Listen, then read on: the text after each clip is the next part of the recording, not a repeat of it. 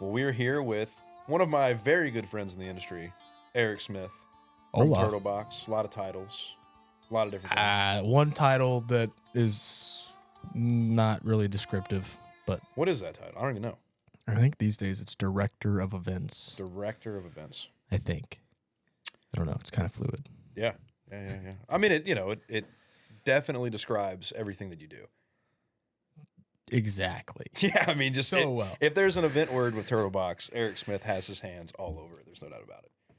How many of those do you do a year? I know, we go on a lot. We do a lot of trips. A lot of different events. This year, we will probably finish out the year in the ballpark of 70 at minimum.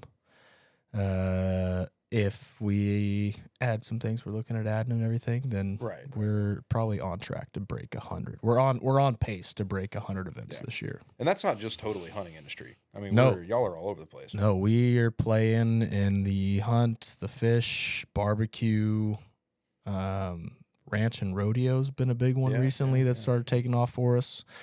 We're in surf, whitewater, ski, snowboard. We were just talking about. We'll get to it in a second. Hot dog Hans. The hot dog and Hans, man. But no, so I think there's like 10 or 12 different communities as we kind of classify them that we're focused on and we're doing events in and going to, and it's a blessing and sometimes not a curse, but it's the pros and cons to everything. And pro is you get to kind of be in all the different places and overlap with a ton of different type of people. The con on that side of things is there's no such thing as a slow season. Yeah. It's fun. We talk about it like, oh yeah, our event season's going on, and then the event season kind of dies down, and then hunting season kicks up, and same thing. Ski season's just now starting to finish out, and so kind of all the ski snow events are dying off. And was just in Jackson Hole, Wyoming, and one of the people there was like, yeah, so, this is kind of the last thing we've got on our show schedule and like event schedule for the year, and it's going to die off for a little bit. And they're like, yeah, and it's like, we're looking forward to it. And it's like, yeah, ours doesn't die off. Like, yeah, no. We are just getting into whitewater season. We are just getting into like prime time barbecue and music festival season. And so the schedule stays pretty busy. Yeah, no, absolutely. And being that this is our first podcast, I definitely forgot to do a lot of things, but introduce myself. One, I am. Yeah. Hit the rewind button. Yeah, real we'll just hit the quick. rewind. All right, 3, 2, 1. Boom. Hi, I'm Go Wyatt live. Mallett. I'm one of the founders here at Mallard Bay Outdoors, and we are sitting currently in my office at Mallard Bay HQ. And because it's our first one with the technical stuff, you can move the mic down a little bit, I think. We're going to have to go to our podcast correspondent, Maximilian, over there. Max Can we bring it down a little bit? We're good? We're good? Cool. So let's keep talking about events, really, because, that takes up a lot of our time. So how many days you specifically are on the road or at an event or anything like that? I don't keep track. It's just that many? I don't want to know. Yeah. I don't know. This year I was kind of thinking about it. And I was like, man, I should track just the info. It'd be fun stuff. And I was kind of like, well, I would probably look back at those stats and be like, holy crap, I didn't realize it was that much. I mean, at least track your miles for tax purposes. I'm driving company trucks, so it works out to where I don't need to. I can't tell you one of the company rigs that we've had for 14 months at this point has 100,000 miles on it in just the last year and a half. Yeah. So we definitely are putting some miles on things, but and I don't know. I don't want to find out the exact number. If I had to ballpark it, though, I'd say it's probably, years 365 days. We're probably looking at 250 days. Now, I say that. Shout out to my buddy Colin Cranful, and I know for a fact, I think it was 2 years ago, he keeps track of all his stats, and he had 297 days on the road doing events and trade shows and everything. Nuts. So while I think I have some serious travel under my belt, I am definitely not the number one on stats for most miles traveled and most states visited in a year. That is insane. I don't even know. I can't fathom that, man. We do. This year we've done more events than we ever have, or at least have them on the calendar. We pretty much started first week of January. I mean, it was Dallas Safari Oh, Club. yeah. Fire it off with Dallas Safari Yeah, Club. Dallas roll right Safari into SCI. Yeah, Western Hunt Expo, Sheep Show. yeah. And you just keep on going in February with NWTF. And if you're lucky enough to have a team to split it between the two, you get Yeah. the NWTF and Seaweed. Seaweed Both are and great events. Great American Outdoor Show before that, which next year, Great American Outdoor Show, Seaweed, and NWTF are same weekend.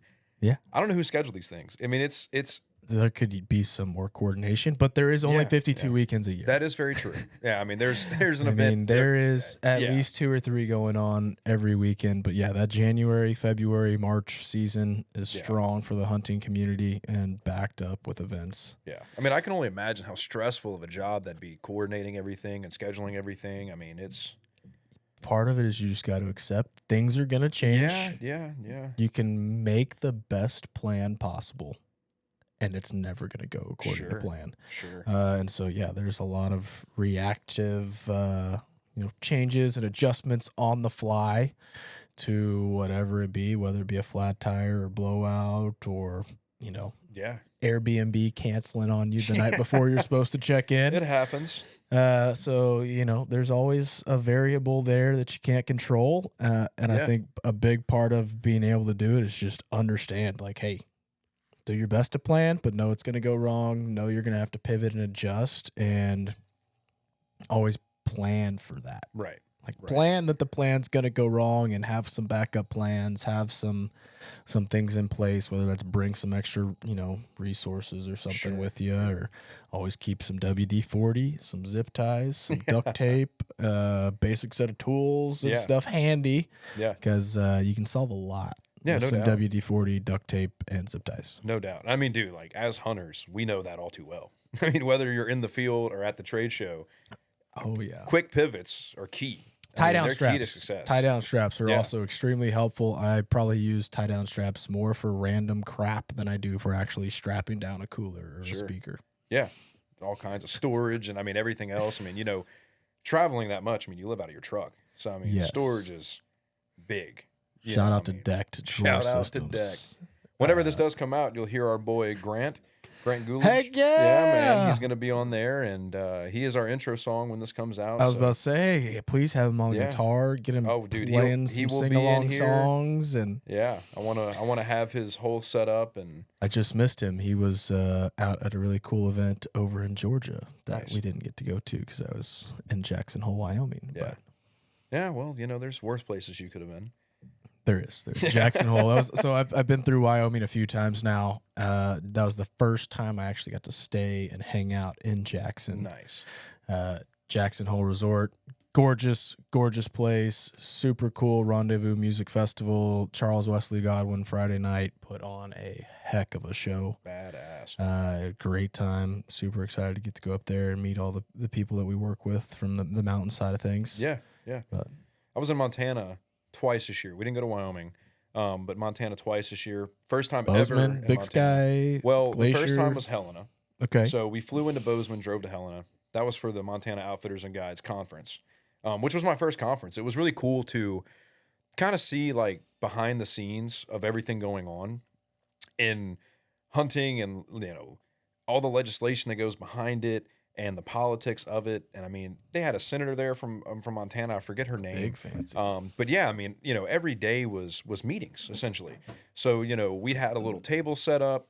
The outfitters come in, there's coffee, different stuff like that. And then they're in meetings all day. So the breakout sessions, they'd come out and hang out with the other vendors at their tables and all that kind of stuff. But to see everything that goes behind the scenes and everything that goes on in our legislation and the politics of it really in hunting are huge. And so we did that. And then we went back to Montana here just a few weeks ago for the Montana Outdoor Expo, which was a big expo before COVID happened. Remember that, COVID? Sometimes I forget. What was that? Yeah, right? We're from Texas. Yeah. China and all that. But no, I mean... whole different rabbit hole there, bud. Don't open that can of worms yet. Push it. But no, man, we went over to Butte, Montana, which home of two very famous people. One is Evel Knievel. Didn't know that. Was born in Butte, Montana. The second, I guess that you got to be around big mountains to learn how to do big jumps. for right? sure, dude. I mean, he was like a superhero growing up, man. And also, I believe it's Rob O'Neill, the guy that claimed to kill Osama. So famous that you can't remember his name. Yeah, right. I think it's Rob. It's Rob. We're gonna have some guys later on the pod that have some things to say about that. But All right. I'm looking forward to that. yeah, episode. dude. Yeah, it's a big thing. But anyway, real quick they were there. interruption. Pause. Yeah, The fact that I am guest number 1 yeah. is ridiculous. I know. I can't believe they were dumb enough to put me on episode 1. So I just had to say that. But honored to be on the podcast. Honored and to get to have be you. part of any of the episodes, let alone episode 1. Sure. And this won't be the last time. I mean, this is going to be, for those of you that don't know, I mean, I'm sure. Are we going going to do some of these on the road? Because that's probably the only way Yeah, to make another one happen. we've been discussing that. We really want to keep to the studio. Do it in the but- little wall tent. Yeah, in our line of work, I mean, we have to, some kind of temporary It's too ripe setup. Yeah. for you guys. Yeah. There's too many people out there. Yeah. Got to get all the voices out there. Yeah. We're going to figure that out. But going back to Butte, it was my first time in Butte. It's a old copper mining town. So they have this big, I mean, it was a copper mine at one point. Now it's filled with water. And there's a whole lot of stories around Ducks. this. Are we talking ducks? No, well, it's Oh. kind of funny. I have a story about birds Water and and water up ducks. there. So you got to imagine the water is incredibly toxic because Yeah, it's of probably the not copper healthy. mine and all that. No, it's bad. In fact, there's a guy or girl, I don't know, but someone has a job up there. Their only job is to monitor this pit full of water. And if there's birds coming or anything flying around, animals coming, hits a button, siren goes off, everything runs away because it's toxic. I've They don't know seen a that. YouTube video about this. You talking about the incident that I'm about to bring up, or I don't know, but So there was an I've seen incident. something similar to this mentioned in a YouTube video. there was an incident, and I don't know how many birds died exactly, but the person that was employed to watch ended up going to the bathroom, not paying attention, bad timing, whatever you want to call it. And the number I heard was 20,000. I don't know if that's true or not. That is insane. But these birds flew in undetected, Oh, 20,000 undetected by the person that was supposed to watch them, hit the water and zap. I mean, all gone. Electrocuted. No, not electrocuted, Oh. but the water is so toxic that an organism, a life form, hits it, and it's.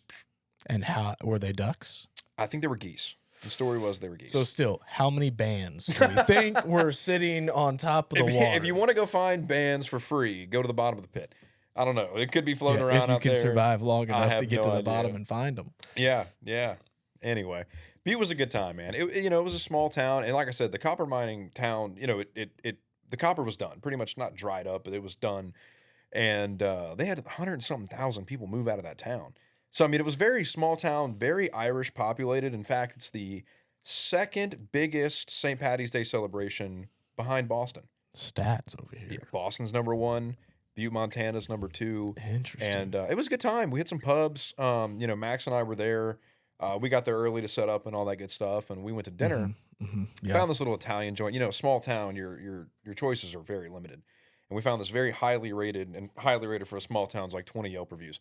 Italian joint. And we went in there, and they had 2 or 3 tables sitting down. Right, everything else was empty. I mean, Okay. ghost town, right? And we walk in, and the first thing the lady says to us is, "Do you have a reservation?" And I look at Max, and I'm like, "Do we need one?" And she's like, "No, I think we can sit you." And I'm like, I think you can." I don't know if And, there are 3 tables. Dude, yeah. I mean, look, the food was good. Our time around Montana was really good. Huge shout out to Montana Outfitters and Guides. Their new director, Will Israel, Army, I believe it's Army combat veteran. Absolutely love him to death. Stand-up guy, one of the greatest guys I know. And just treated us like family up there. Nice. We did our part to bring It's this the expo best back. part of the industry. Oh, yeah. Hands down. Oh, yeah. The people. I mean, Yeah. yeah, dude. I mean, There's a lot of people that make really cool stuff, absolutely. really useful stuff, Absolutely. whether it's high-end, innovative, whatever. Lots of cool stuff. Absolutely. Stuff is not the important thing. Stuff is not what makes this industry the coolest, because I feel like there's I don't care about the other industries because I don't do them. And Sure. like chase those, but like I care about them, but I don't know all the cool stuff and why it's cool stuff in other places. But the people in the hunting and the fishing industry, and even into some of the other communities, when the pursuit and the passion is something that makes you so obsessive, like golf or duck hunting, Sure. or fly fishing, right? Like where it's like this is something that people literally will get addicted to and obsessed about for their entire lives. Yeah. Any of those things. When you get to go be around those kinds of people, Oh yeah. who they care so much about that pursuit, but then at the same time you can easily see across all of those people that they care about all the other people that are interested in it. Sure. And they're always wanting to teach, they're always wanting to include you, they're always wanting to take care of you. You go to their state, you're from a completely different part of the country, and you're just like, hey, I'm passing through. And they are like, yeah, come stay here. We'll take care of lodging. We'll take you to the restaurants. We'll show you all the cool things that you could never book as a tourist. Sure.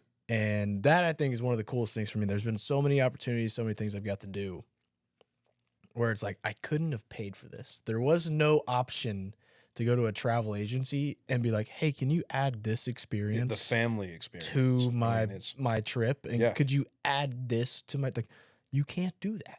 Like, it's, there's so many incredible people across the industry that it's like, that is the best part about being on the road, getting to do the events and travel, is you get to meet all these incredible people, and then you get to go see them all across the country. Yeah. Dude, and there's so much to be said about the people in the industry. And it's such a cool thing, you know, like growing up duck hunting, you know, and learning from my grandpa and my dad and leaving in the morning, you know, my mom would see us out and have anything we wanted ready.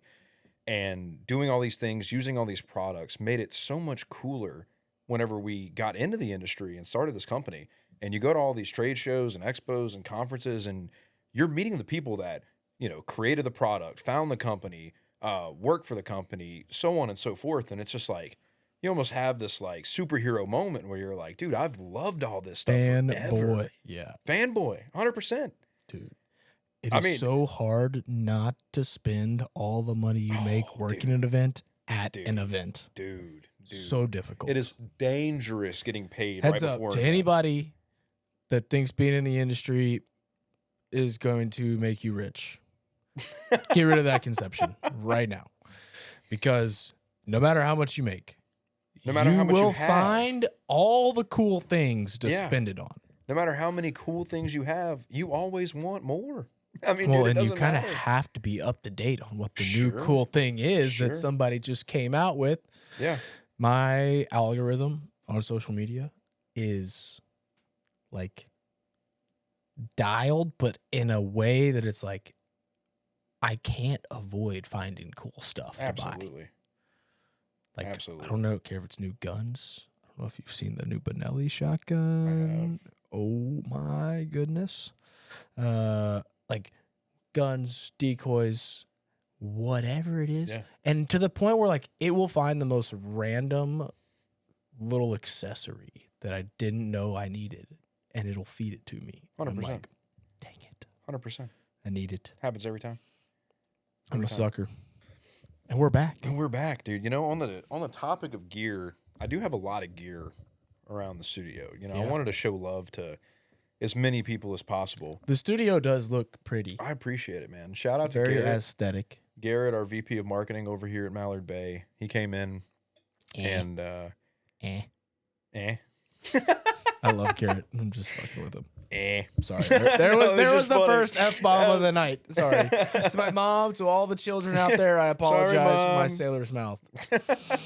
But no, man, we came in here and, you know, we hit up Home Depot and Lowe's, and we got the flooring, we got the wait, so like, did you email Home Depot and Lowe's? Hell like, no. hey, bro, we got this podcast popping off. Can you sponsor us and donate flooring? Or do you actually just drive to Home Depot? Yeah, no, we just drove there and got it. That probably would have been a better idea.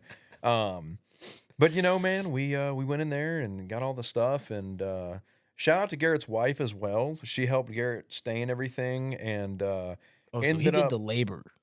Oh yeah, no, we came in here Nice. and we Good did job, all this, Garrett. and his wife kicked over the stain can and had a black foot for a little while. That was funny. When- I'm just thinking about I just watched the season finale of 1923. okay. Poor Alexandra Dutton had black feet because she was about to lose her legs. Oh, well. Kind of sad, but also Thankfully, I'd like to comical report tieback. Garrett's wife still has 2 feet, as far as I know. I haven't seen her since then. But no, man, we got in here and we did all this without telling our office manager, and but she loved it, so it's all good, no problems. Nice, No, nice. There's nothing in the lease that says Ask you can't build a forgiveness, not studio. permission, right? Absolutely, in the office. But yeah, man, we got a lot of cool stuff hanging around here. I mean, shout There out is. to you guys. Chuck and Zach came in here and The boys. hardwired the speakers in, and we haven't gotten a noise complaint yet, but we might. It will happen. Yeah, it will happen. It definitely will happen. But yeah, man, gear makes the hunting world go round, and you might as well bite the bullet and spend a little extra for that better stuff, man. Yeah, you know? don't have to have all the gear Right. to do the job. Right. The reason you spend the more money on the gear is because it makes doing the job and like the experience better. Dude, you know, I I was always about the dude, I loved me going to Academy and buying my new duck hunting Sure. stuff at Academy, getting out cheap. sure.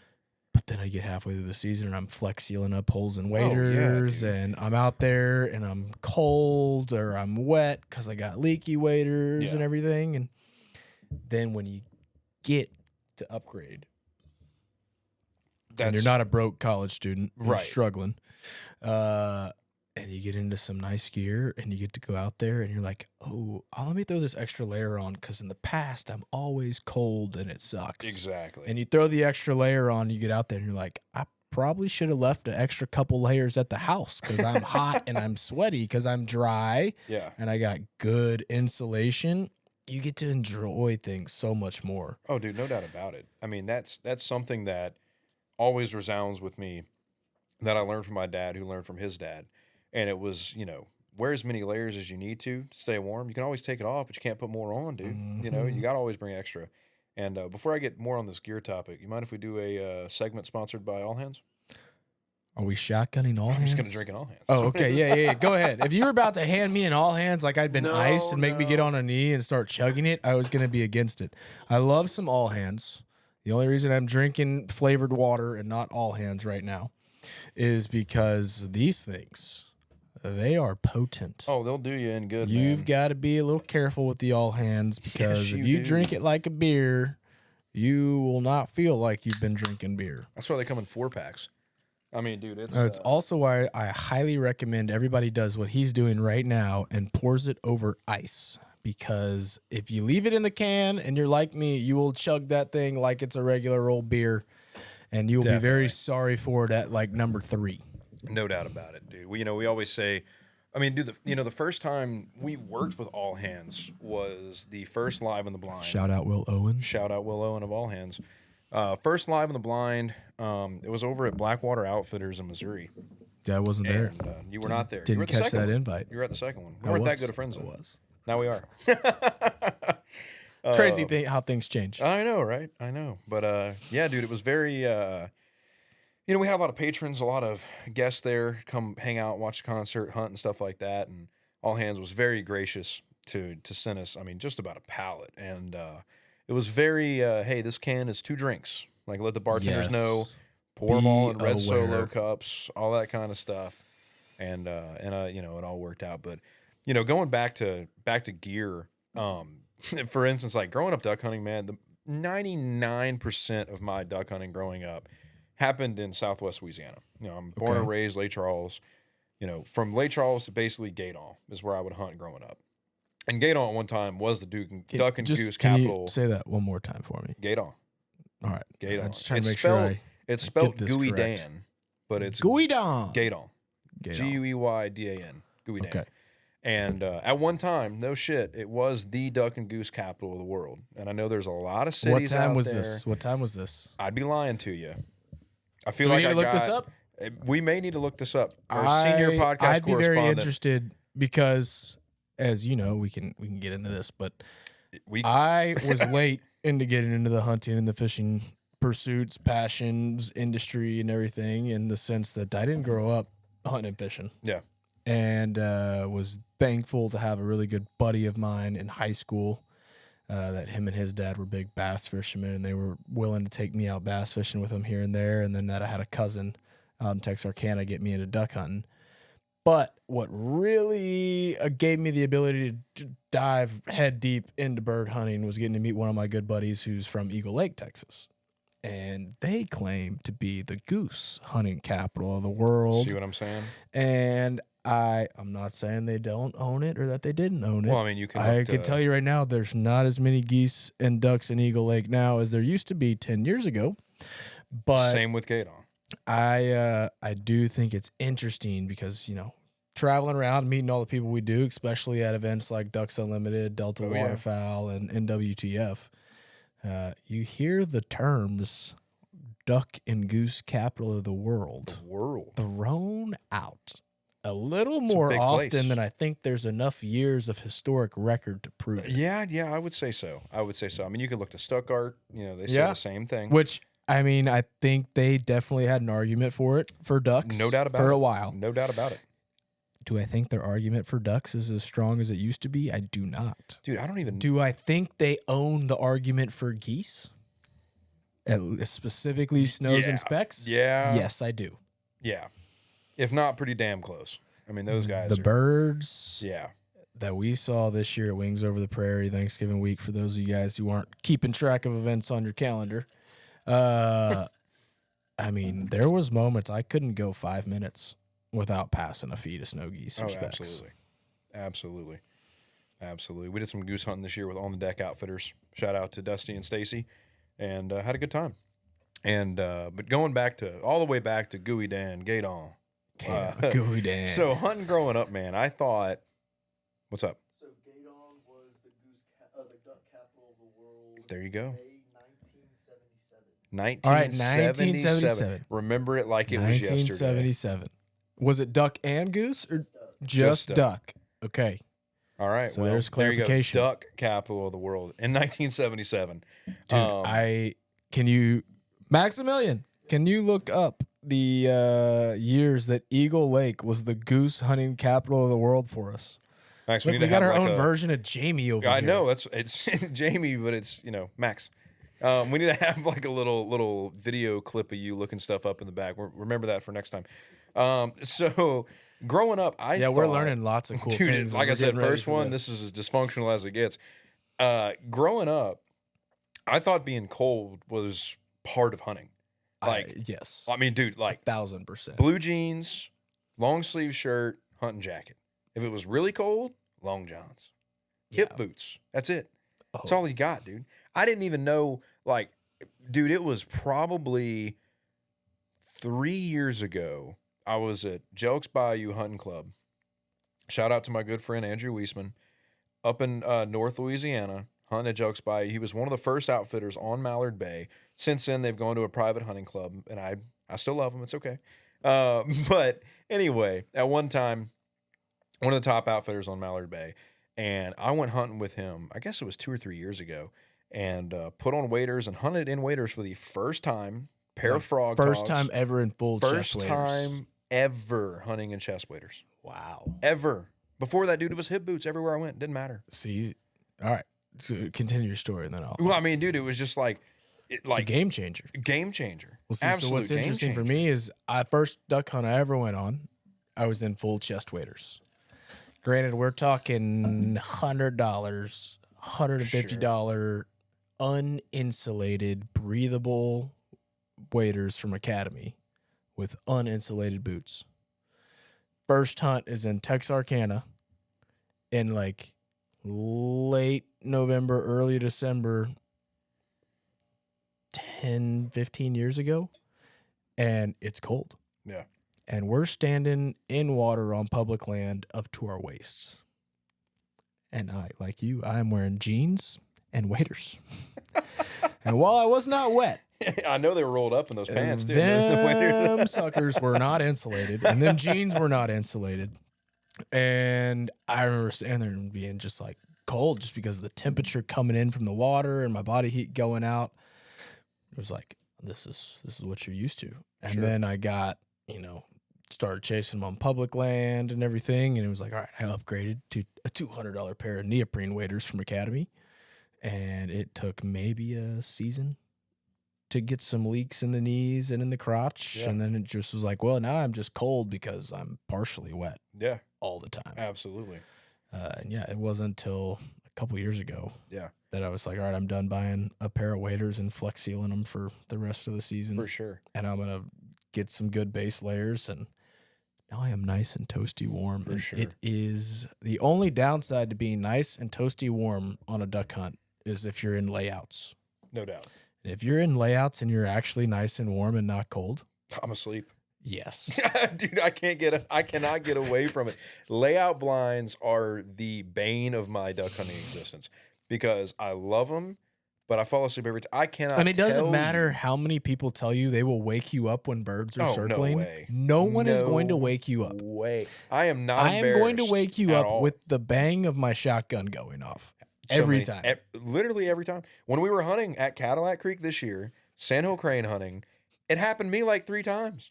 I mean, dude, like, it was just every single time waking up to gunshots. And, you grab your gun and your excuse is the safety was on, right? But you and I Oh, you both were know we asleep. don't make that mistake. You were asleep. So I was asleep. Sounds like Max, our senior podcast correspondent, has an answer for He's us. got some new information on duck capital and goose capital of the world for us. So Eagle Lake was known as the goose capital of the world in 1960, and then re-entered the conversation in 1980 as the championship. All right, so So they what does it never say? owned duck, No, just geese. and they just owned What does it geese say now? in What are the 1960 and 1980. I think this is the informative part of the podcast we were talking about, So they lost it for 20 years.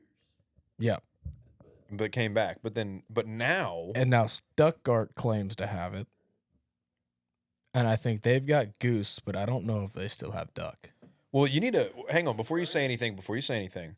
What's a good guess? Because one of the best hunts I had this year was on the Platte River with Whiskey Sloughs Outfitters up in Kearney, Nebraska. See, I hadn't got to do Kansas, Nebraska, or the Dakotas yet. Got you. And I'm kind of hesitant to say where I think the duck capital of the world's at, because I don't think people know yet, and I don't really want them to know. I don't know. So Stuttgart is currently the duck capital of the world. All right, so Stuttgart still currently owns duck capital.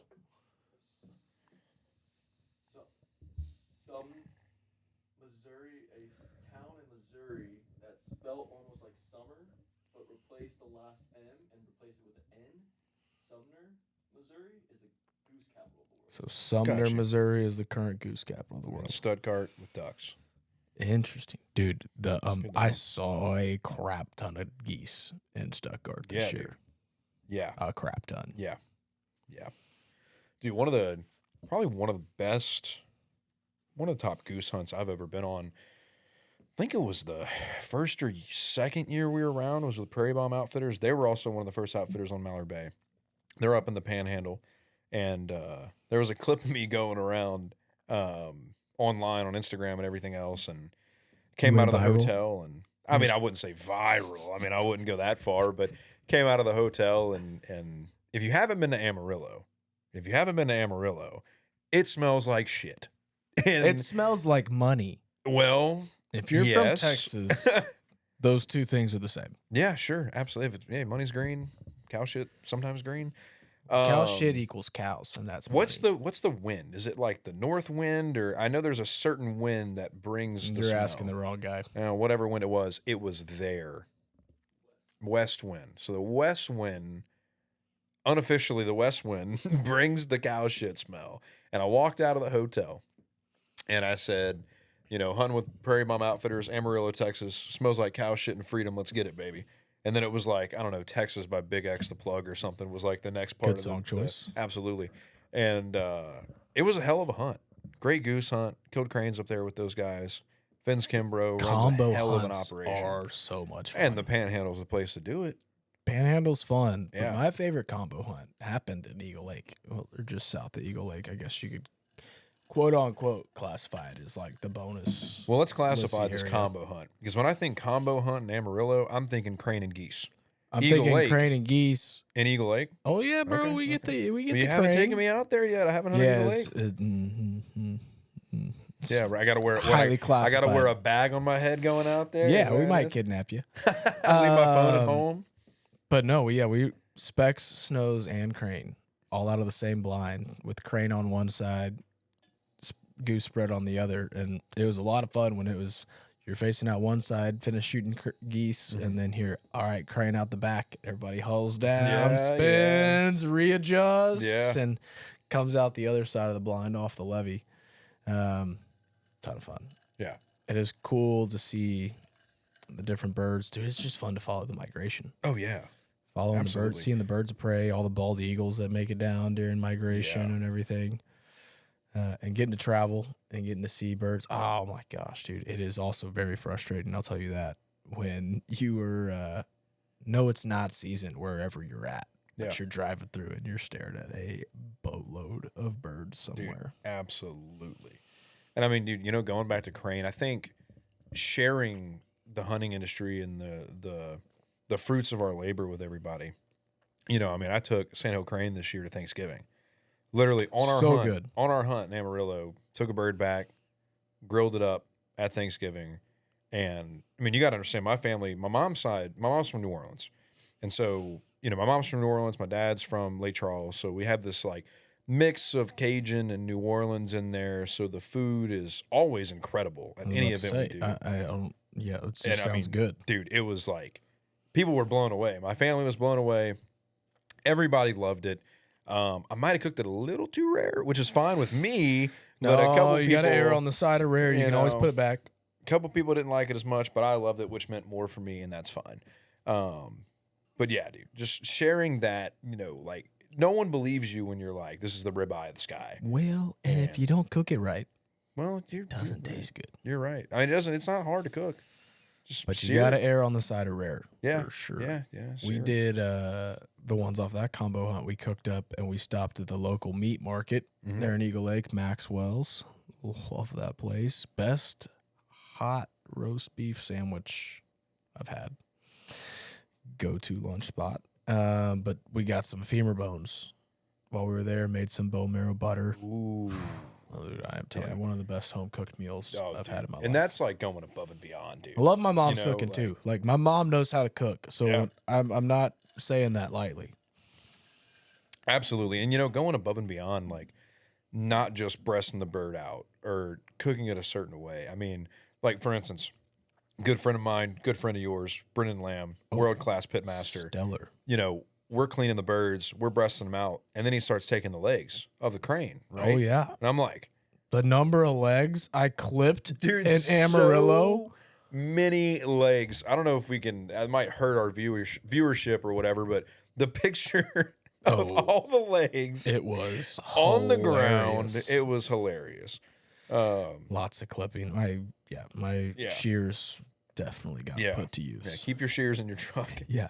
for that. Yeah. Yeah, dude. But that Back was to gear and storage and deck drawer systems. absolutely, yeah. Shout out Deck. But yeah, that was a hell of a hunt, man. The good Yeah. times, man. Yeah, good times. Good times. The road life is definitely not one for the faint of heart. No doubt. What's And it is, but it comes with a lot of cool Oh yeah, experiences. no doubt about it. So, talking about journeys and road time and everything else, let's start with your journey. Yeah. So, talking about your journey, you know, you do all these road shows, driving around everywhere. I do. Start your journey off from day one. Let's move past. You know, I knew you went to A&M. You know, Day go one? Day Day one 30 after years college. ago. Oh, after okay. college, no, from birth. Where no, let's focus on. You know, you get out of college again. A&M, go Tigers. Well, so I got to give you a little background into college. Go for it. To start this off. So, Texas A&M, Gigamags, whoop. Love my Aggies. I was brainwashed from birth. Sure. My dad's an Aggie. His dad's an Aggie. My great uncle's an Aggie. Got some cousins, some other uncles. Lots of Aggies in the family. My mom went to Baylor, Sikkim Bears. But no, I was brainwashed with I Bleed Maroon, Texas A&M, Gig 'em. I didn't want to go anywhere else. Some people are like, oh, so you weren't given a choice. It was like, no, I kind of had a choice. Jokingly, I was told that I was only going to get my school paid for if I went to A&M. But it was like, you No can go ideas wherever of you want. UT or anything And like it that? didn't matter.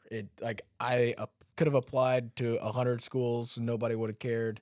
I applied to one school. My parents actually made me forced to apply to the second school because I What didn't was the have second automatic school? acceptance. And so to spite my dad and to make my mom happy at the same time, I applied to Baylor. Okay. Because then my dad was going to have to pay for private school. Or- And my mom was going to be real happy, or I was going to get, because they didn't want me to go to, I was like, I'm just going to go to community college and then transfer into A&M if I don't get in. Would that be, I guess, Blinn or Collin Community College Okay. outside of Dallas. And I was like, this will be more fun to spin this off. So then I got my acceptance letter to Baylor before I got it to A&M. So then I was like, oh, I'm going to Baylor. My dad's like, oh, stupid. And my mom's like, yeah. Then I get my acceptance letter to A&M, and it was like, yeah, I'm going to A&M. So I went to A&M. I majored in graphic design and visualization in the School of Architecture. Made it not even a full semester before I was like, screw this. I am out. I do not want to do this. I was going into that major because I wanted to get into marketing. I wanted to get into design. I'd done some freelance graphic design and stuff like that back in high school and taken a lot of programs in high school and Photoshop and animation and all this, and was like, yeah, creating commercials and ads and stuff would be a ton of fun. A&M's program is less focused on that and more focused on like kind of pushing you the like Disney, Pixar, animation, kid movie route. So I'm sitting in a studio with a bunch of kids talking about they want to go see the new Mickey Mouse movie on Friday night. And I'm like, can we go to the bar and drink some beer?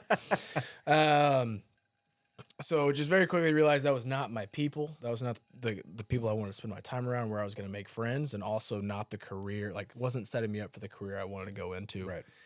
So I actually dropped out of school, took a full year off, just living in College Station, seeing the scenes and, exploring the sites and learning a lot of things outside of what you learn in the classroom, and working at Academy in the hunt and fish department, selling guns behind the gun bar, filling out background checks. And Sorry, I just imagine you in the Academy yes, uniform. Exactly. Nice little blue polo. Can we with get my a name picture of that tag when and this all my comes out? keys Do hanging you have a off. picture of that somewhere? I think I actually still have my name Give tag me that and my picture. keychain at home. Hopefully they've changed the locks on those gun safes and everything. If not, we're going to get we some got, guns. We got a new arsenal. So did that and was like, hey, I want to go. I was wanting to go into marketing on the business side of things, not in like the creation side of things. And so went back to school, got my degree in economics with the ag economics side of things, so I could take some electives in Mays Business School. Was getting out of college, did a sales minor, which was the best part about my college career. Dr. Litz, who's no longer with us, was a phenomenal professor. He headed up that program and was very, very big on real world experience and trial by error and practice, not just like sitting in the classroom and listening to him lecture. Right. So there was projects from, hey, you got to do mock sales presentations and mock interviews and all this kind of stuff inside the class as your projects and your grades, rather than just be given a speech. You got to sit down in a room of 20 people and you got to do it. A sale to some random person across the table for you. He'd bring in former Aggies to sit on the other side. So you got some 30-year-old sales veteran who's VP of sales for John Deere sitting across the table from you, and you got to sell him a tractor. Like, you really had to go through it. Yeah, that's as real world as it gets. Oh, and so I absolutely loved that program, loved all the classes I took, and they were massive assets to me. Him and then Cody, the assistant director of the program, were huge influences and mentors for me. And so I was getting ready to graduate, and I'm interviewing in, a marketing agency, an insurance agency, finance, sales, portfolio management, all this kind of stuff where it's like, I am going to hate my job. And I am not about to spend 40 hours a week plus doing something I don't enjoy.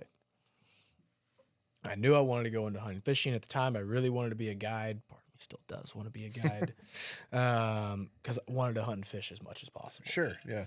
And so I went to Dr. Litz and Cody, and I was like, y'all, I don't know what to do. And they're like, I was like, I kind of feel like I either need to go be a guide or I kind of go into this business world that I don't really see myself having fun in. My dad gave me a great piece of advice and said, hey, go work in the business world for at least a year.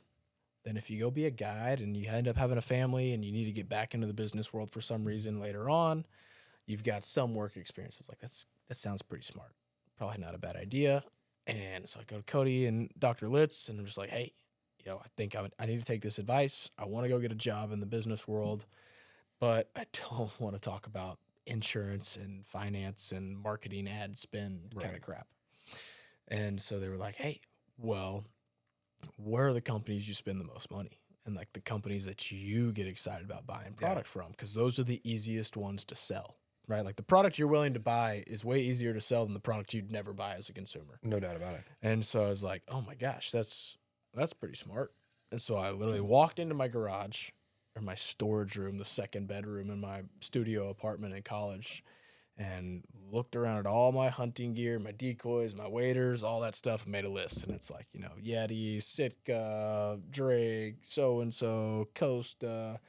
I'm kind of like, all right, well, so I start researching all these companies. And the only one that's based in Texas is Yeti. But Yeti's in Austin. And I am a die-hard Aggie. I had so wore off living in Austin, Texas. Sure. I had visited a few times, was never a massive fan of it. And it kind of jokingly swore off, I will never live in Austin, Texas. And what does God and the universe do but say, oh, you want to have the right career that you're asking for, you're going to have to break your own right rule in Austin, Texas. and go to Austin, Texas. So I started applying online for jobs at Yeti that I was definitely not qualified for. They had no openings I was qualified for on the website, but I'm applying for everything. I get the automatic kickback, I think it was probably 7 or 8 times saying, no, you're not qualified. No, you're not qualified. No, you're not qualified. Leave us the fuck alone. Yeah. And I was like, dude, if they will interview me, I feel like I can get a job. Yeah. But I got to get past this HR block and get an interview. So. Well, this is how many years ago? This is in college. So this was 2013. So Yeti hasn't quite. No, sorry. This is not 2013. 2017, 2018, 2013. So Yeti was, I guess, would that be on the verge of being? Yeti had just launched drinkware. Okay. Working at Academy. Right. Being a Yeti dealer. Right. I was very in tune with all the new product launches that were going on. You gotta so know your Yeti had product just and sell launched it. drinkware in 2014. Yeti had just at that point launched drinkware in Duracoat colors. And so Yeti is on the fucking rocket ship up. Yeah. And, they got hard-sided coolers, soft-sided coolers. We got some of the Old dry school bag, zippers on top. box. Oh, yeah, all zippers, no magnets. And we've got brand new Duracoat drinkware colors coming into market. And I'm like, I got to get in with these guys. Man. Yeah. They got something going on. So I'm talking to Cody and Dr. Litz, and I'm like, I got to get past this HR qualification block, and I just got to talk to somebody, tell them my story. This is February, March of senior year, or super senior I'm about year. to graduate. I took a victory lap, had to get the extra football season in. I took 2. So 5th year, and I'm like, I gotta make something happen here. Yeah. And so I'm talking, and they're like, well, do something where you can mail it to them and get their attention where it doesn't just feel like an envelope. Right. Yeti's at the before Built for the Wild, their slogan was "Wildly Stronger keeps ice longer." That's right. I'm getting my minor in sales. I want to go into the sales and marketing side of business, and so I'm like, Wildly Stronger keeps customers longer. I'm like, yeah, but we got to put something in there to add some sound and add some weight, so doesn't seem like a job application package. So I'm like, all right, well, Wildly Stronger, we need a weight, we need a dumbbell. So I run back over to the academy that I used to work at, and I buy a 2-pound dumbbell for, $15, $20. I get a paint pen from the Hobby Lobby, and I write on the handle of this dumbbell, Wildly Stronger keeps customers longer. Wrap it in bubble wrap. I stick it in a 3x3 or 3x12x8 box with all of my job application, resume, This is everything creative printed as off. shit. And I got to give a lot of credit to Dr. Litz and Cody, because I would have never thought about putting something in the box. Sure. I would have never bought the weight, but I will take credit for the slogan, "Wildly Stronger keeps customers longer." Right. So I wrapped this all up. I put it in there, and I'm like, well, if I just send this to the office, who's gonna get this and open this and chuck it in the trash? So I go on old LinkedIn. Social media is useful, actually, Yeah. and I look up who the VP of Sales at YETI Coolers is. Kirk Zambetti was VP of Sales at the time, so I fill out the address to Kirk Zambetti at the YETI office, and I pay the extra like $50 to make it overnight signature required. So HR in the mailroom can't Has stop to this bring it. package from getting to Yeah. the VP. So from what I heard, once I got my interview, was Kirk had to come down to the mailroom. He had to sign for the package, took it back up to his office, opened it up, saw it, handed it to the head of HR, and said, "Give this guy a call." What I find out a few days later is HR calls me. They say, "Hey, we don't have anything you're qualified for right now." I'm like, "Obviously, you've told me that 8 times now. But we are going to hire some new customer service people come May." I was like, "Perfect. I don't graduate till May anyways. Yeah. I can't start till then. Perfect timing. Well, that works out great. Yeah. We're going to put you on the short list for interviews in April." I was like, "Perfect. Sign me up. Let's do it." Get into the interviews, end up getting a job on the customer service team at YETI Coolers. Started in May of 2018. So loved it. Great, massive, warm welcoming in. I show up to the office for the first day. My manager on the customer service team has the weight sitting on his desk, That's awesome. which I now have the weight sitting on my desk at the Turtlebox office. But so started off in customer service. While I was at A&M, I was pretty involved in the Ducks Unlimited chapter there. Duck hunting is first and foremost my passion. That is what got me into the industry. What if I could do anything all day, every day, it'd be. And so I joined in, was coming from the Ducks Unlimited chapter, so I immediately go find the person that works with Ducks Unlimited. Her name is Erin. Stellar. She's also an Aggie. Gig 'em. The Aggie Network helps out the Aggie Network. And so she kind of takes me under her wing, lets me help her out with process and orders, and lets me sit in on some of these conservation partner meetings. And lo and behold, 9 months later, she's out on maternity leave. And who's going to backfill her but the guy that's been shadowing her for the last few months? So I got to backfill her where she's out on maternity leave, get to handle kind of all the conservation marketing partnerships for YETI for a few months. She comes back, and it was kind of like, "Hey, you're not going back to customer service. You're going to stay over here."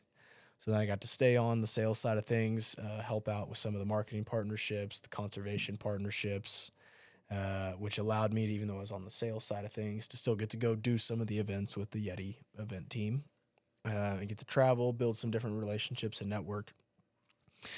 About a year into that, we get COVID, that random little blip on the map that threw everything into a whack.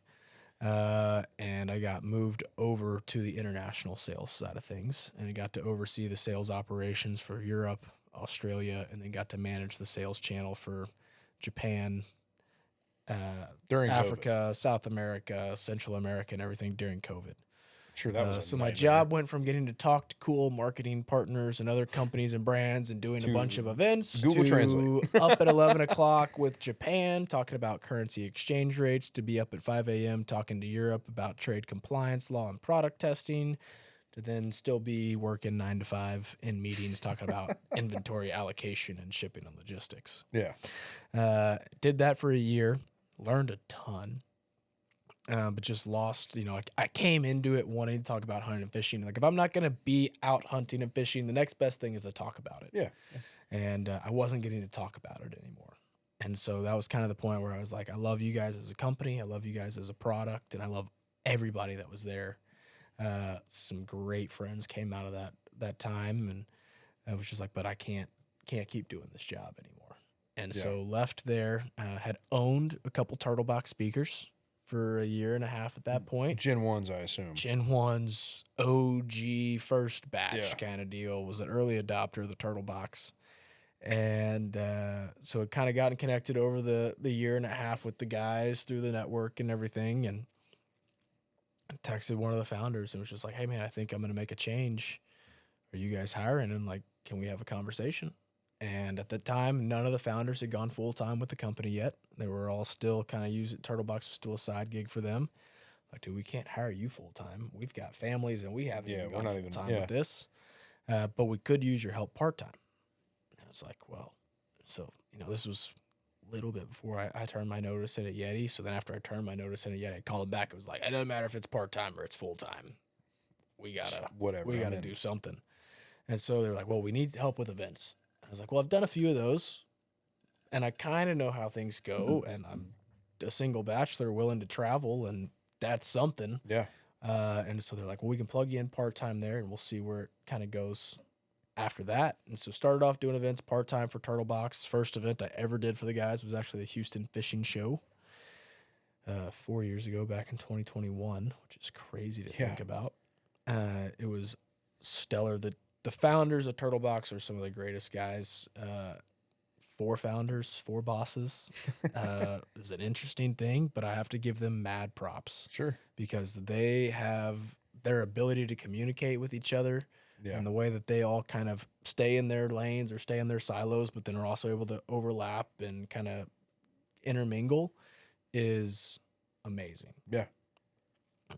So started with them doing events, and a few months into that, they're like, hey, you used to do customer service, right? I'm like, yeah. I'm like, well, can you take over customer service? And it's like, sure, let's grow this a little more. And so over time, it was kind of like take on new responsibilities, ended up taking on the wholesale side of things for a while, built out the sales team with with our independent reps. And then about a year and a half later, we brought on some new team members as we continued to grow and was able to pass off customer service and the wholesale side of things over time.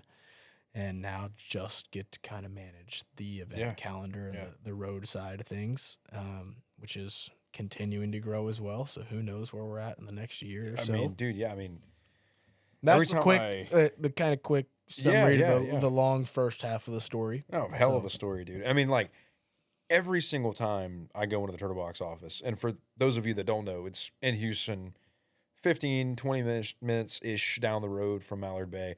Every time I walk in, there's somebody new. There's a new face. Oh, dude. New faces. Telling me? I mean, I'm sure every time you get back from an event I was about to say, on the road, I walk into the office and I see somebody say, I'm like, are you visiting? Are you a brand partner here for a meeting, or do you work here You're now? lucky you still have a desk. And they're you like, may walk back in and I might have a desk. Whether or not my desk is in use when I get to the office or not is a question. Yeah. Yes. Yeah. Yeah. I walked in, I guess it was yesterday, and Michaela, one of our team members, is sitting at my desk. And she's like, oh, I didn't think you were coming in today. And I was like, well, I mean, it's a pretty good assumption most of the time. You just got it wrong the 25% of the time I'm in town. Absolutely. And I mean, dude, and the friendliest staff and everybody there. I mean, it's always a good time. Don't give them all. Well, from my perspective at least. No, the team is all amazing. Yeah, dude. Everybody on team. Blessed with an awesome group of people, a great group of founders that is their culture, their mindset, their faith, and everything is definitely trickled down into the rest of the team that they've brought on and they've hired. We've gone from, man, I think December of 2023 at the company Christmas party, there was the 4 founders, myself, and the few other team members we had at that time totaled out at like 12 employees, plus some dates and some wives and stuff. Sure. But I was 12, 13, 14 employees December of 2023, and now December of 2024, just a few months ago at our company Christmas party, we were over 50 employees. God. And I mean, the first 3 years of the last 4 years I've been there, it was the 4 founders, myself, and maybe a handful of other guys for 2-3 years. And just the last year, it has really taken off. We've had some incredible growth, and large portion to people listening, to the consumers out there, to the brand partners out there like yourselves who have helped us kind of spread the word, spread the message, and have really taken a hold of the product and be like, dude, this is our thing. Yeah, no doubt about it. And I mean, I think the first time we met was Delta Waterfowl, the first Delta Waterfowl Expo, I believe. I'm pretty sure. It would have been that or Ducks Unlimited. It was Delta Waterfowl. We didn't do ducks that year. It was Delta Waterfowl. And I think it was you, Zach, Chuck. The OG hooligan squad. I think it was just there. y'all 3. That would have been I think it was just y'all. That would have been it. And dude, we had like 10 by 10, like, picnic tent basically set up, man. And I mean, like, it just really just always hypes me up. I have to hide the photos of my booth for year one. People will start pulling that stuff out. I'm like, no, you can't be showing that. Like, Yeah. we looked so bad. Well, It's I like, mean, we didn't look bad, but we were definitely not where we are today. Right. Yeah. I mean, at the time it was like, this is awesome. Right. And I mean, we thought it was cool. It was not cool. It's only cool till you do something cooler, and it's one of those things you see that growth in everybody. And I mean, it comes with, employees and more events on the calendar and a bigger booth. And I mean, that's something that we're going through now. I mean, the days of Mallard Bay being a 10 by 10 or even a 10 by 20 are long gone. I miss mean, them. yeah, well, it's a lot Sometimes- easier to set up and tear sometimes. down. Sure. But man, it's just, For those of you guys who just show up to conventions and walk the showroom floor, dude, you don't understand. the chaos that ensues the days before the events. Oh my gosh. And Max is over there smiling And when ear you get to ear. when you show up to an event like 2 days early and no one has moved anything in or Scary. set anything in, and you see that convention hall completely empty, there's no pipe and drape up yet, no nothing, they're like taping off booths. Yeah. And you see what that looks like, and then you see 48 hours later what it looks like. Yeah. And then if you go do the same thing and you look at what the event showroom floor looks like about an hour before close, and then go back in 8 hours or the next morning and look at what it looks like bare bones, it is dumbfounding. Oh, yeah. How much change happens overnight. Oh, yeah. And I mean, we do these conventions at places like, the Gaylord in Nashville, for instance, that has events. I mean, back to 99% of back. the year, there's something going on in that convention center. And it's just the turnaround is insane. I mean, the amount of things going on, the amount of people that roll through there and roll out of there, I mean, it's nuts. And I mean, even talk about like, loading in and setting up is one thing. And we have just recently learned that freighting is the easiest thing unless you can find a side door. Depending on where you go, of course. I'm real scrappy on I those side know doors. your whole thing about freighting and driving. I know Max has told me plenty. We like to put the team on our back. Sure, absolutely. Shout out to my boys Luke and Ryan, who are currently putting the team on their back and are finishing out a 30-something hour drive from Costa Mesa, California. They're still in California? They are hours away from being back in Houston. Lord, I talked to him, last Tuesday, Wednesday, and he was in California. Golly. Road warriors, man. But just seeing that pickup and the things that go on, I mean, it's insane. I mean, we had to talk ourselves in. So I don't know who made this decision this year at NWTF, but we like to get a little scrappy sometimes. And at the end of NWTF this year, we U-hauled. We U-hauled trailer. We don't have a company trailer just yet. We're working on that. But we U-haul trailered it, went and picked it up, drove in the back of the Gaylord Center in between the Grand Ole Opry and the Gaylord. When we left, it was fine. No cones, no issues, no nothing. When we came back through, whole bunch of people blocking stuff off. And dude, we almost didn't get in there. And if we didn't, we would have had quite the walk bringing our stuff back. But we ended up making it work. But that's just Made some hikes. The behind the scenes stuff, man. It's all interesting. I mean, it is one of the things. That is the part that when I said earlier something about, hey, make your plan and it's going to go wrong and plan for your plan to go wrong. Oh, yeah. That is the part that your plan is most likely to go wrong. Oh, yeah. Your plan is going to get thrown off during setup and or during teardown. No doubt about it. At least once. No doubt about it. It is a little bit of controlled chaos, and you just have to know you're going to figure it out on the fly. All right, so we're going to completely change the topic. All right. The chaos. We're going to go, tear down, set up, Teardown chaos. Yeah, we can kind of stay on the same thread because chaos is Chaos still is- involved in this new topic. Sure. But we were talking about this beforehand, Okay. and we were talking about if you were about to get deployed Right. to, the world's in an interesting place right It now. is. There's a few different things happening around the Tariffs, world. Everything else Tariffs, going on. We got Ukraine. We got Israel and Gaza. We got all kinds of things. So the question is, I'm not a video game guy. It's been a really long time since I played a video game.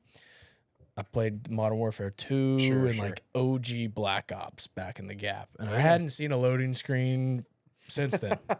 So I don't know about all these fancy options we've got these days. Sure. But Sure. if you were about to get deployed out All right. and you were pulled into that loading screen of Call of Duty Right. and you got to select your loadout kit, what is your loadout kit? This is a juicy one, man. You know, full disclaimer, not military. The most military experience I've ever gotten is Call of Duty. Same. No. So- yeah, that is all So- of my experience. You know, man, I don't know. You know, I think if I had a full choice of just like, what weapons are you grabbing, right? I got to go assault rifle. You know, But some what? type of M4. You know, Not the M4. SCAR? Well, you know, the SCAR. Have you shot a SCAR before? I haven't. No. Dude, See, this is it's- where I'm like, okay, we all have right. we have no experience and no business talking about this. And whatever we say to the answers to these questions Right, could be are not recommendations absolutely or sponsored in any way, shape, or form. So, dude, you know, I have shot a SCAR. I shot a full auto SCAR. I think it was at what's the shooting range in Houston over here? There's a few. The full auto range, like the Famous one. Like right down the street across from the office? Yeah. Smoke Alley. Is it that one? One of those. Anyway, shot a full auto SCAR. Shot the 308 version.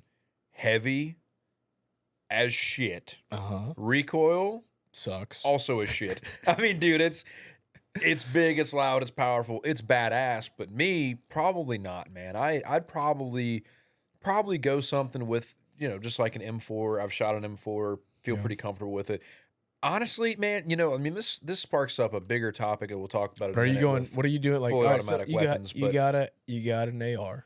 Yeah, probably an M4. What's your backup? What's your secondary? Dude, I think I'd have to go with something a little longer range, probably. So you're running an AR and a sniper. Yeah, like a scout sniper, something like that. Something like a Springfield. What's their modern version of the M1? So you're asking the wrong person. I'm like the forget what it last is every person to be time. able to answer this Yeah, it's question, like a which is why I like 308, asking the question. Something like that, or like a 338 Lapua. Something like that. Something more. I know more shotgun kind of like, shells. More kind of like sniper-esque of a round. You know, I've shot a few different gun works. I killed my cow elk this year. All right. Shout out to Land of Enchantment Outfitters over in New Mexico, Corey Sexton. Huge friend of mine, great friend of mine. One of the top outfitters on Mallard Bay Outdoors. Can we have you say that same line with your Trump impersonation? Huge friend of mine, really great guy, one of the best guys. Great. I knew Yeah. that was going to come out Huge. at some point Dude, in this podcast, it is and so I had to make sure it bad, happened on the dude. podcast I was on. It is bad. I mean, sometimes I'm speaking regularly, like in a meeting or something like that, and I kind of like in the background hear the cadence of like my speech, as in like I'm saying doing the Huge. Trump impression. It's going to be amazing. Huge, dude. Just wait until Donnie's on here. We're probably gonna do the whole thing. And back vice versa. Trump Yeah, like that the whole impersonations. time. But man, I shot a Gunworks. You know, if you don't know, Gunworks is a specialty, you know, Fancy custom, gun. very fancy, very expensive rifle brand. And I shot a 28 Nosler, and I mean, dude, it was incredible. I mean, there's some guns out there, dude. All right, so we got assault rifle. You mounted we got up. sniper rifle. Yeah. Are we taking claymores? We taking frags? dude. You know, growing I up- feel like that's where the interesting. Yeah. Like if you could actually pick perks, right? Like if perks you could actually were real in real Yeah, life. That was yeah, always the yeah. thing that got me about Call of Duty. Is you're sitting there and you're like, well, you got to pick between this. You and, gotta like, pick between- and scavenger. Yeah. And it's like, can't everybody just be a scavenger? Yeah, like, all why the can't time. you pick like, up why can't you just do ammunition that? Off of but I mean, you got to pick between like Yeah. running faster or carrying 2 grenades. I don't know. How about you just Like- train harder and still be scrappy as shit? Yeah. Man, I don't know. Probably for the versatility, probably assault rifle, sniper rifle. right. As far as like equipment I would carry, I was Yeah. always a big fan of the Bouncing Betty. Always a big fan of the Bouncing Betty growing up, dude. Like hearing that, like, there's nothing more satisfying than like, you know, essentially camping in a position, sniping, whatever, So and you you're a hear that camper. little, oh, dude, when it comes He's to a a sniper camper. rifle, not a quick scoper. That's totally unrealistic. Dude, And so- my brother in Modern Warfare 2, I like refused to play Rust at one point Dude, yeah. because my brother was that kid who, younger brother, Yeah. had been playing games less than I had in high school, Yeah. but was also the kid that would like 720 no scope, quick scope your whatever the fucking terminology was. Yeah. Off the top of Rust. Like that. Oh, yeah, like you that couldn't is make where- 3 steps. And he was back up that Yeah. thing by the time you respawn it. Beep, That boom. is where arguments were settled. Oh on my Rust, gosh, dude. Modern Warfare I couldn't 2. do it because I was getting so frustrated because he would just and like, Oh, yeah. that doesn't you can't do that. No. Can't do it in real life either. No. You can't. Yeah. But man, like going back to you know, the loadouts of it, I think it really matters on terrain. You know, it has to be like so this is like where I was like gonna an interrupt urban you. environment, you know. Like, I was gonna interrupt you earlier and be like, what map we playing on? yeah, Because that's I feel like that's that a big one. right? Like, are we playing in like are we battling it out in Houston, Texas? Because that loadout looks very different than if we're battling out in the country Dude, yeah. of some, you know, remote foreign country, or if we're, you know, we're even, I mean, the hour difference between here and Eagle Lake, Texas. Sure, if we're sure. fighting in rice fields, Yeah, my dude, loadout's if going to look a I'm- little different. If I'm room clearing or something like that, I actually, one of my favorite guns that I've recently purchased, the Beretta A300 Ultima Patrol. It's the shorter version of the shotgun law the enforcement Outlander. edition. Love it. Holds, I believe, 6+1. Incredible shotgun, clearing room, stuff like that. And then also You ever shot the bull pumps? bullpups? Like the Kel-Tecs? I have not shot like KSG or anything like that. Oh, dude. I've never shot a bullpup. Tavor is an Israeli weapons. I think it's IWI, Israeli weapons industry. Tavor is one of my favorite guns of all time. It's a bullpup, so it's controversial, I know, but looks badass. I've never shot one. They are weird. They're weird. They're no doubt about it. They're They're weird. I mean, I could only imagine. I mean, you know, if I was in the military, getting used to that, I have reloading, contemplated running I mean, a Kel-Tec dude. in snow goose season. that would be insane.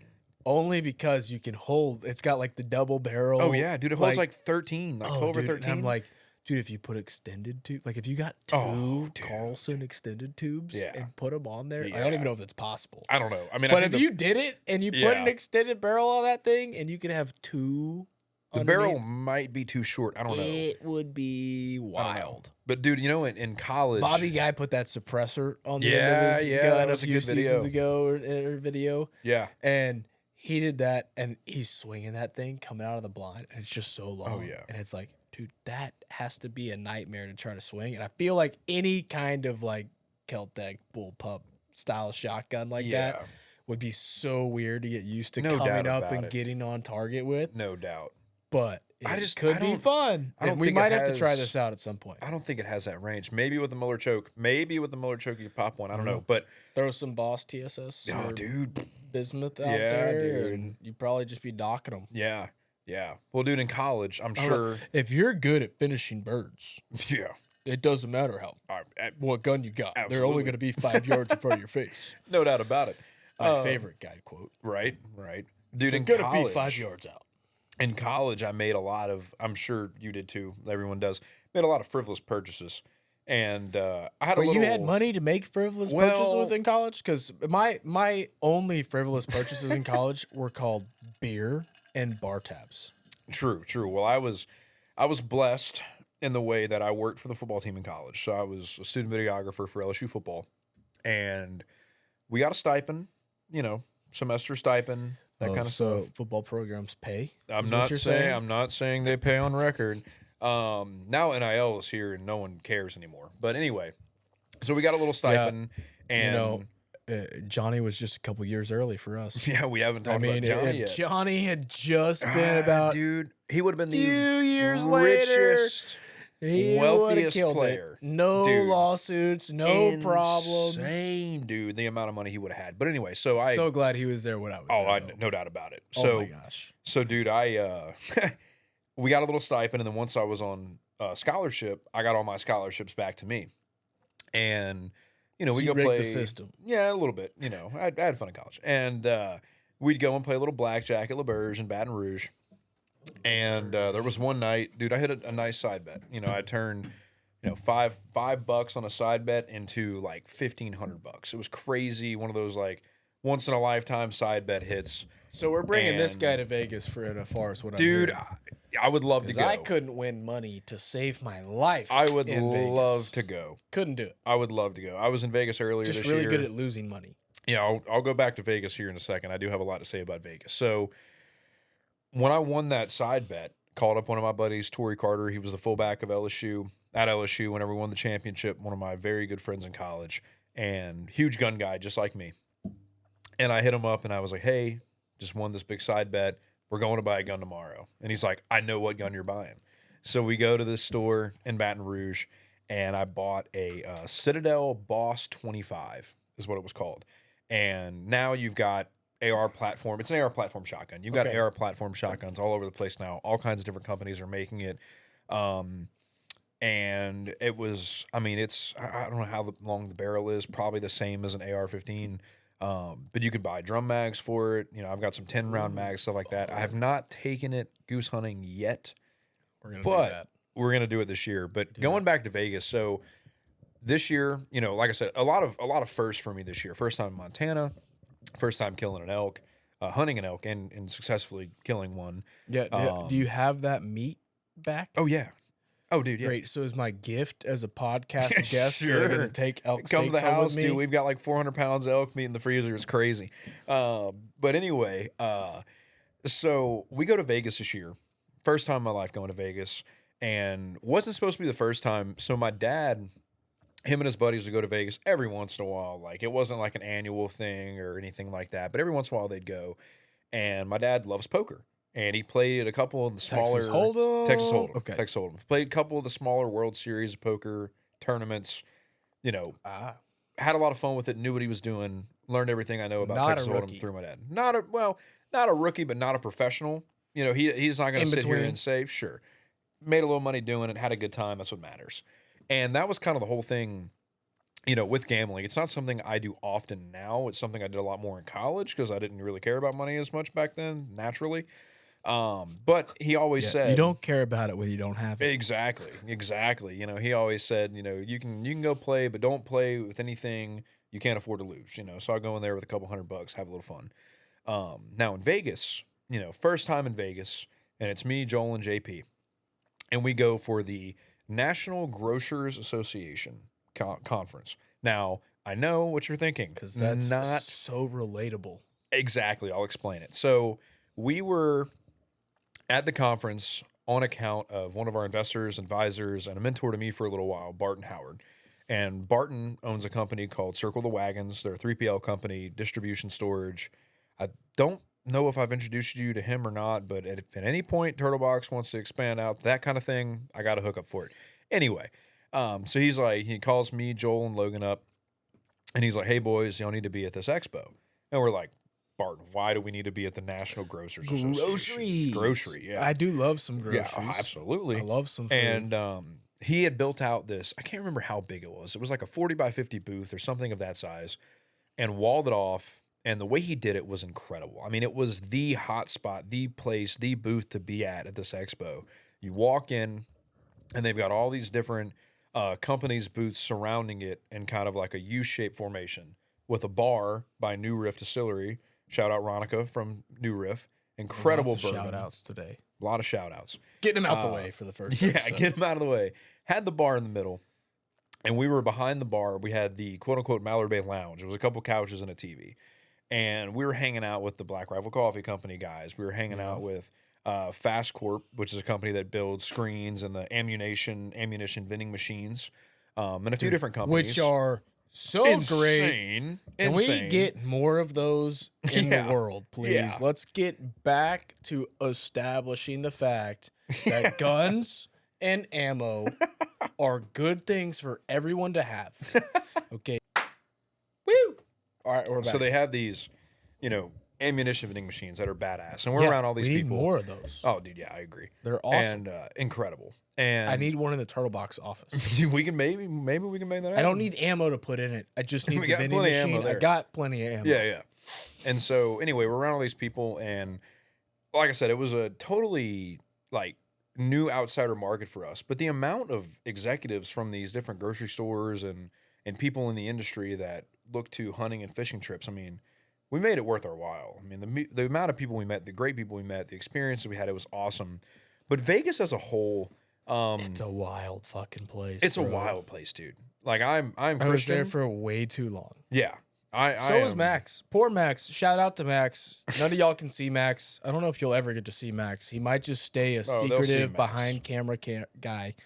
But Max, he got to spend 2 weeks in Vegas with me Yeah. for the National Finals Rodeo. 2 weeks, too long And for me. It is way too long. 2 weeks, to too be in long for me. Vegas. We were there for, I think it was only like 4 days. And dude, I mean, it was just, it's insane. I mean, like when they say Sin City, you know, it was always like growing up Dude. watching the movies and all that. Like it's real. Everything But I you think hear that, is real. like, even outside of that, like people talk about New York being the city that never sleeps. And I get that. I've been to New York a few times. They definitely don't sleep. No. They are fast paced, go, go, go all the time. The place never shuts down. Yeah. Vegas doesn't either. No. Not at all. And it doesn't matter if it's 1 in the afternoon or 1 in the morning. You won't know the difference No. when you're inside that No, place. dude. It was an experience Absolutely. for sure. Dude. And like, And that was the first time I ever gambled because I didn't grow up in Louisiana. yeah, yeah. I didn't have casinos around growing up. And it was wild Mm-hmm. because I thought, yeah, no, I'll be smart. I'll just take a couple $100 out, go play some blackjack. I lost all my money Oh, yeah. Same. right away. Same. Like I maybe was at a table for an hour and was like, well, I'm done. Dude. That's it. And the one night of the whole trip, Max was at the concert with us and I dipped out early. He's like, all right, guys, I'm going home. I'm going to bed. And I'm walking out. I call the Uber and the Uber's like 15 minutes away. So I'm like, well, I got to kill some time between here and the entryway on my way You out. go throw it out a slot. We'd already been at the Virgin, which is where we were at. We'd already been there earlier in the week. So I still had one chip for $25 for the Virgin left on me. And I was like, perfect. I'm going to walk over to this blackjack table. I'm going to throw one bet down, do one hand. If it wins, great. If it loses, great. And we're out the door to the Uber, and that'll kill just enough time for this Uber to be pulling up as I walk out the door. Sure. And it is the only hand in the entire time I'm in Vegas I hit blackjack on.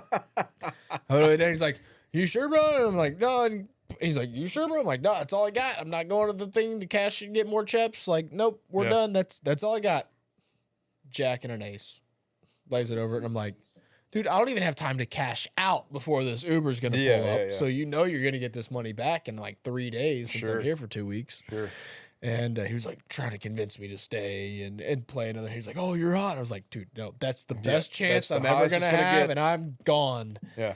And of course, then I went and cashed out later in the week and put it back down at a different place. And I walked out with no money. Sure. That's how it works. Max has The two house things always to say. wins. Do two things. One, we all sat down at a blackjack table. So how many seats is that? 6? 5. There's 5. 5 or 6, yeah. So there's 5 or 6. All 5 or 6 of us all knew each other at one table. And Eric never won one hand. For all of you guys who can't hear because Max doesn't have a microphone, we sat down with 6 people. We took over the entire table. We all played for like an hour. I was the only person who never hit blackjack That and is just never won a hand. statistically almost impossible. Well, That's terrible. this is the whole reason my Instagram name is That Lucky Ducker, because I never felt like I was lucky. I still have yet to kill a band in 13, 15 years, whatever it's been of chasing birds as hard as I have. Never killed a band. I suck at gambling. Every time I'm like, this is the hand to double down on. We're going to do it. All the statistics, all the math say go for it. Just And I go for it. nothing. I lose. Yep. Every time, all the statistics, everything in my body says, don't do it, don't do it, don't do it. It's the hand that would have hit. Like the next guy gets the card and I would have freaking won. Yeah. And so I always felt unlucky. And I got fed up after like 5 to 10 years of never killing a band, because that's really the only thing I wanted luck for, was to kill a band. That I was like, how do I get lucky? How do I got to manifest the luck into my life. And so with the name Eric Smith, may or may not be a CIA cover name. I'll leave that up to you guys. It's a pretty common name. I may have not gone to class with other Eric Smiths in high school and Sure. stuff. And so I was like, how, like, nobody could ever find me on Facebook or Instagram because you search Eric Smith and there's like a bajillion of us. Have you seen that website, How Many of Me? No, but I bet there's way About too to say many of me. Gazillion people. Way too. If you just Google Eric Smith, it pulls up this glasses, freckled face, redheaded serial killer from like the 90s. And so it was like, man, nobody can ever find me. I got to come up with something that's a different name. And I was like, at the same time, I'm sitting there going, like, I got to manifest luck into my life so I can kill a duck band. And so I was like, well, if I make my name that Lucky Ducker, that will create some luck and make me think I'm lucky. And, you know, still hadn't worked. Still hadn't killed one. Well, dude, I have my mom's luck. My mom is the luckiest person I know. And that's always a thing. Anytime I win a raffle, anytime I win anything, it's my mom's luck. I had a buddy that I sat in the gas station parking lot with for 2 hours. Because homeboy walked in with $5, bought a $5 scratch out, walked out to the truck, scratched off 125, walked back in, spent all 25 on more scratch offs. Sure. Sat in the truck, scratched them all off, won like $50. Walked back in, got $50 worth of scratch offs. And just kept. Came back out, was down to $40. Went back in, got $40 worth of scratch offs. We left 2 hours later. This dude had cashed out like $250 on just playing scratch offs back to back to back to back. Bought a case of beer, pocketed $150, filled up the truck and everything. And I'm sitting there the whole time, truck's off, no AC, windows rolled down, just sitting there for 2 hours. Like, He's just are we done? like a I'm fiend. up $125. Like Hell a yeah, bro, fiend, let's just go. No, scratching it we can do off. more. Yeah. And dude, I couldn't go to a raffle with him or DU banquets or anything. Couldn't go anywhere. Yeah. Because he'd spend $5. I'd And win spend something. $50. He'd win 3 times. And I'd win none. You know, Joel does that with the scratch offs. He'll buy scratch offs. So and like, Joel is never tip- allowed to go to anything with me where Dude, there's a raffle involved. he'll tip an Uber driver. He'll give it to a homeless person. He's just like, you get money is up to you. You know, here's a scratch off. Oh my gosh, dude. I dude, can't do it. Yeah, but dude, Vegas. I mean, I like to think I'm a master of nothing, but I'm pretty good at some things. And blackjack, What are the things you're good at? we don't have enough time, you know. No, man, blackjack. You know, I learned the book to the best of my ability whenever we were playing. I mean, dude, in college we used to go play blackjack. Oh, so you're at counting Burge. cards. You're No, playing. I'm Come on, not bro. the- We math know is you. my worst we subject. know. We No. know you're like the guy in Not Hangover counting who's reading the cards. book and is sitting there. No, not counting cards. But you know, back in the day, we used to play in blackjack in college at the Burge, but we also played on roulette for a while. You could play. See, I don't even know what that is. So roulette was an online gambling, I guess, business. I don't know. We're pretty sure So it's it was like run. stake before cryptocurrency. Yes. So, Okay. but it was cryptocurrency. So it was like Cryptocurrency. we're pretty That's a whole different sure- rabbit hole. We're not going to whole go down. different rabbit hole. I don't understand it enough to go down there. I have some Ethereum and some other things. Shout out I have a Dogecoin. business that mines cryptocurrency, I so I can I know run you do. down that. I know you business do. hole. But no, man. Roulette was this online business that we're pretty sure was run by the Russian mafia, Nice. and you could play $5 hands on blackjack with a real life dealer looking at a camera, just like I'm looking at all of you now. And you could hit, you can stand, you can do all the things, and they're looking at you, and it's like your turn. And you know, they flip, they do it, whatever. But you could so play. they're not like actually dealing It cards. is a real deck of cards. So you're getting screwed because they're definitely sliding aces. They could be doing out something. and- But I mean, me and my buddy Judd in college, we turned $20 into $400. It was the best we ever did. Lost it all because we were having so much fun. But Oh, dang it. I mean, dude, you get a 6-pack each, maybe a bottle of sake or something like that, and you just sit there sake. and just play online blackjack, hitting the thing. It's hilarious. But dude, but Vegas, man. I mean, it was like I said, dude. Vegas, like all of my luck was gone. It stripped my luck. We sat down the first night, put a couple $100 down on blackjack, never lost a couple $100 so fast my entire life. 15 minutes gone. Okay. The next day, we're like, all right, like tonight's the night. Tonight's the night. Go in there, lose another $100. Last night, it's like I'm totally kicked in the dirt. I'm done. You know, I'm just about hitting that point of money I could afford to lose. And Joel was like, dude, I haven't felt it the whole trip. Tonight's the night. I'm We're feeling making it. our money back. And we go in there. We may win 1 to 3 hands apiece in an hour. Destroyed again. And I'm like, dude, get me out of this town. Get me back to Texas. Get me back to my girlfriend. I'm done. Love you, babe. I'm out of here, dude. I am out of Vegas, out of there. I don't know when I'll be back. I'd love to go back for like the shows and stuff. Like dude. we stayed at Paris, so we had a You could live there just doing shows. Dude, I know. We had a perfect thought about view living in Vegas. Or just like No, about like just hiring somebody that lives in Vegas to do all the do events that all happen the in shows. Vegas for me. Yeah. Like, here's your booth kit. You Yeah. just stay there every week. Just Yeah, set it yeah. up, tear it down, wait 2 hours, and set it back up. Dude. But I want to go to the Sphere. The Sphere was cool, man. There was one night we got back from Dude, the Grateful Dead was playing their thing with The John Mayer while we were there. The Eagles were playing dude. while we were there. I would kill to go to the Sphere to watch But the Eagles, man. I love the Eagles. I would love to see them live. No, dude. Part of me feels like seeing them live would be an injustice at this point. Dude, without Glenn Fry, Exactly. it's not Eagles. Like the Eagles' Hell Froze Over yeah. reunion is one of my favorite albums out Yeah. there. And I have it on vinyl and everything. And I have an original. I love it. Original on vinyl. Incredible. Have the CD. Like, Yeah.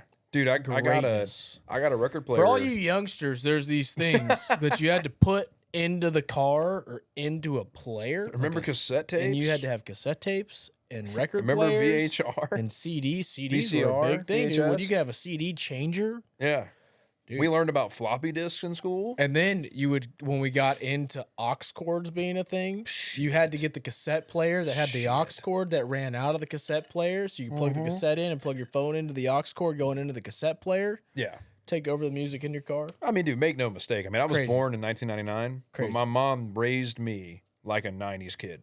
Like, had the Nintendo, had all this stuff. My mom, so 90s when I were do, special. When I know they're a little different from you. You're what, 5 years older than me? Somewhere in there. Yeah, somewhere in there. People don't need to know my age. Yeah, you know. I'm pretty sure I gave away in like the first 30 seconds, but you know. they can go back and rewind to get to that. They always say never ask a woman about their age, and your hair is a little long, so I'll never ask you. And but no, man, in college I got a record player, and my mom gave me a collection of her original vinyls. Dude, I had Eagles, I had Van Halen, I had All the Journey, good stuff, dude. I still all got these different I got stuff. Alabama, Willie Nelson. Oh yeah. Oh, dude, I mean, music is a huge part of my life, and when I was a kid, my grandpa gave me a radio CD player. I mean, that's literally what it is. The It old was boombox if you know style what- with the dude, handle on the silver top, with the but it kinda had the blue AM tint. FM receiver Yeah, in it. you know the exact one I dude. was talking about. And he gave me that.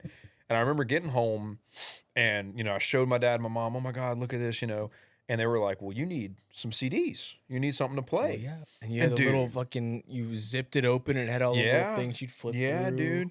I had Kids I don't had know these Eagles, days. I had Kansas, I had Chicago, Scorpions, Alice in Chains, Metallica, 311. Nice. Like, Good assortment. dude, this is all the stuff I was raised on. My grandpa, he did give me one CD. He gave me the Highwayman CD, the famous album, with Chris Christopherson, Waylon Jennings, Johnny Cash, and Willie Nelson.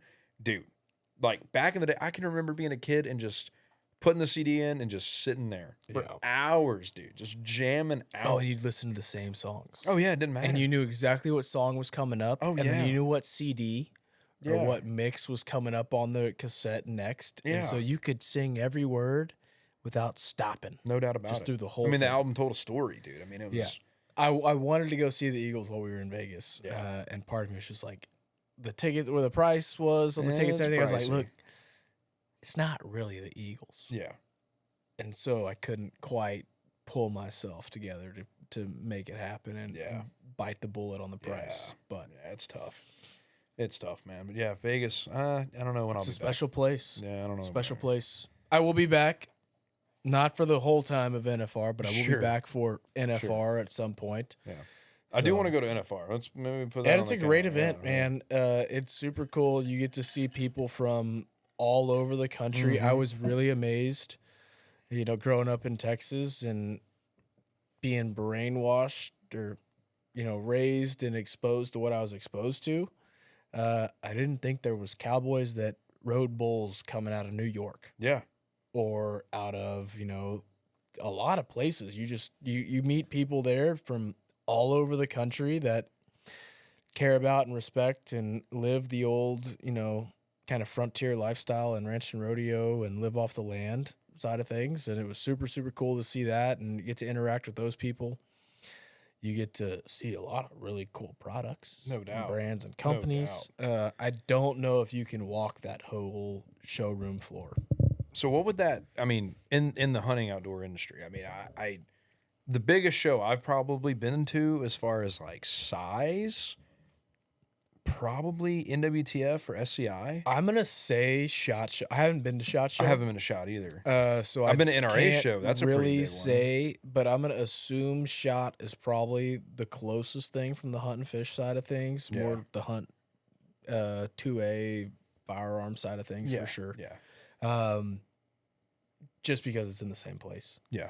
And I've got plenty of friends, and so do you, that go to SHOT every year. Yeah. And to see the stuff that the photos and the videos from them being at that event, and to kind of see the expanse, and I mean that showroom floor is massive. Sure, it's gnarly, dude. I mean, it takes 10 minutes to walk just down the main aisle from one side to the other. Without anybody in there. Yeah. I mean, dude, NWTF. I mean, they had what, 100,000 people a day.